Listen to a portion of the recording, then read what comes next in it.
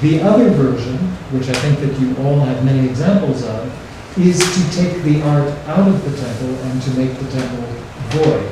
And the idea is essentially to create a kind of Kunsthalle, which is in many respects what the Guggenheim has decided to do, not only in New York, but also in Bilbao and around the world. Now, in the Guggenheim for the last 3 years, each time a major show is installed, all of the permanent collection is either put in storage or in the small wing that's just next to the Great Rotunda. And the space is entirely recreated. Some of you may have seen recent installations where the space has actually been painted, or new construction. Frank Gehry had a very elaborate installation. Thomas Krentz also installed a show of motorcycles. Matthew Barney's show completely reconfigured the space.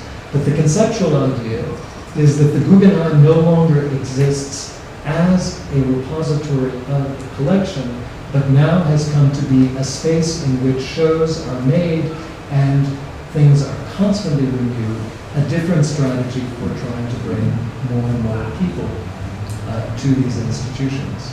So, I think that we've had enough experience over the last 20 or 25 years to begin to look critically and to suggest that this enormous expansion has actually brought us to a kind of contradiction.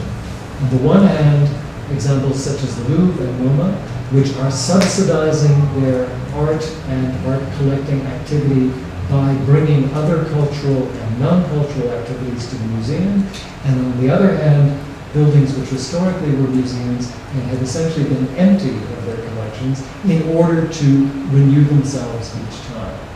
And my personal feeling is that we are starting to move into a period where we'll distinguish between two kinds of institutions. On the one hand, those that have collections, and on the other hand, those which have facilities that they will restructure for cultural activity, but not based on collections. And it seems to me that the great challenge will be to take the collections, the historical roots of the museums that we know around the world, and to find ways of renovating and re-qualifying the actual presentation of the art itself as a way of drawing greater interest to the buildings. I don't know how many of you have had a chance to see yet the new museum in Paris, the Quai Branly, the Musée des Arts Premiers, which has just opened. It's an astonishing building built by Jean Nouvel. It cost millions and millions of euros, and it is of a scale that is almost incomprehensible. It has, of course, auditoria, and it has theaters, and it has enormous halls for receptions. But what's most interesting to me is that when you actually go into the collections themselves, they're presented in a very innovative but very straightforward way.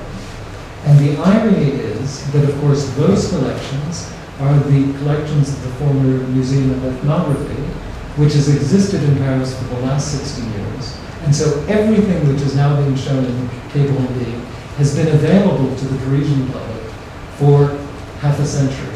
And yet the interest now is extraordinary. And the interest, I would argue, is not simply because of the new building by Jean Nouvel, nor because of the gardens or the restaurants or the rest.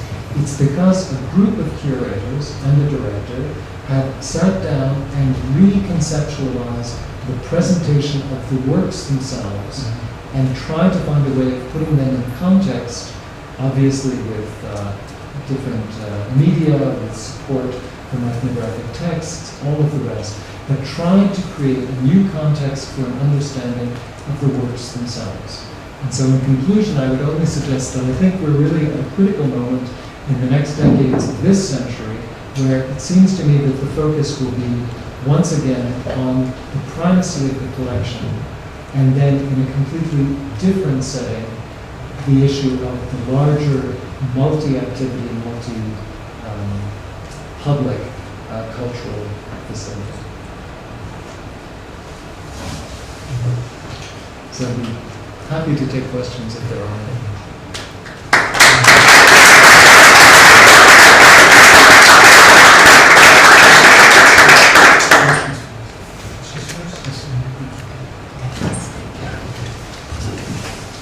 Possiamo prendere adesso 10 minuti per qualche domanda.